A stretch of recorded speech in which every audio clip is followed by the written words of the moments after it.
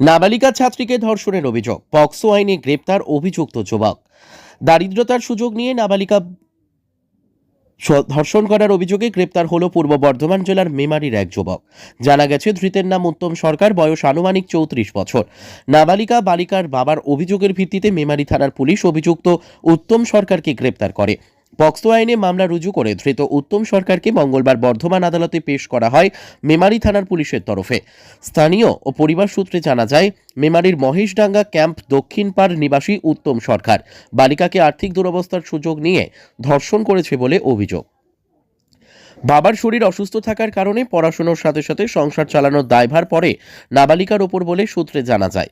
পূর্ব পরিচিত হওয়ায় উত্তম সরকার নাবালিকার বাড়িতে যাওয়া আসা ছিল। বিভিন্নভাবে নাবালিকার বাবাকে সাহায্য করত, কিন্তু ধৃত উত্তম সরকার দারিদ্রতা ও অসহায়তার সুযোগ নিয়ে নাবালিকাকে বাড়িতে বেশ কয়েকবার ধর্ষণ করে বলে অভিযোগ। পুলিশ তদন্তের পর উত্তম সরকারকে পক্সো আইনে গ্রেপ্তার করে। ব্যুরো রিপোর্ট, আমাদের টিভি।